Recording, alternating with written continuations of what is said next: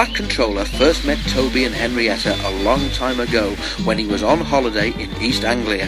Later, when their line was closed, the Fat Controller heard about it and brought them to Sodor. Before that, Toby had worked at a harbour with several of his brothers. The harbour had been busy and the engines were kept bustling about, but Toby never really had a chance to exercise his pistons properly until he had his own line to run on.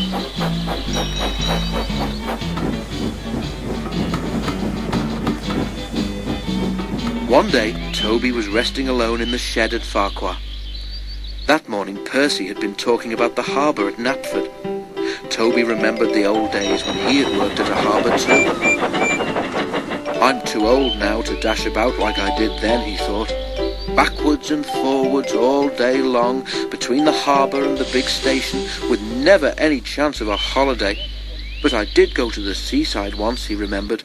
For a while, anyway. His driver and fireman had been so excited when they came to work one day. "We've been promised a trip to the seaside," they said. "What do you mean?" asked Toby. "There's a seaside village near here," explained the driver, "where they have a festival each year. Lots of people come to it, and one of the organisers thinks it would be a good idea to have a display of engines at the station as an extra attraction.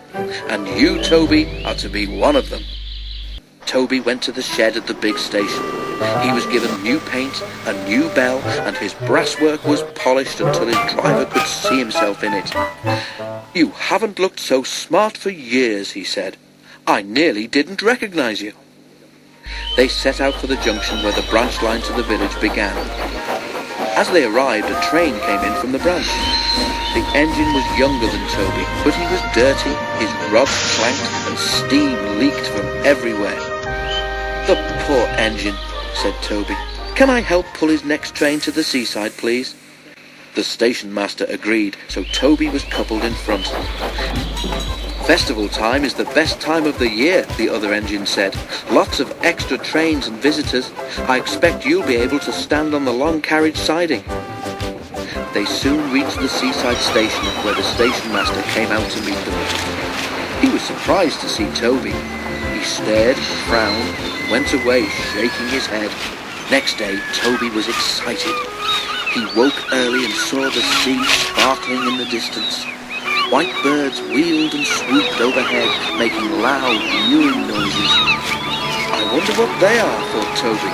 "I must ask my driver when he comes." But his crew arrived looking glum. "It's all off, Toby," his driver said. "They say there's nowhere for you to stand." "But what's wrong with where I am?" wailed Toby. "I'm not in anybody's way here." "It's just an excuse, I reckon," said Toby's driver, lowering his voice. "The real trouble is you're too smart, Toby. They're afraid you'll show their branch line up." Just then, a door banged. Toby jumped. "Wake up, Toby," smiled his driver. "Time to get back to work." Toby sighed as he moved from the shed. "Well, I did get to the seaside," he murmured, "even if it wasn't for long. But I think the Fat Controller would have managed all that festival business much better."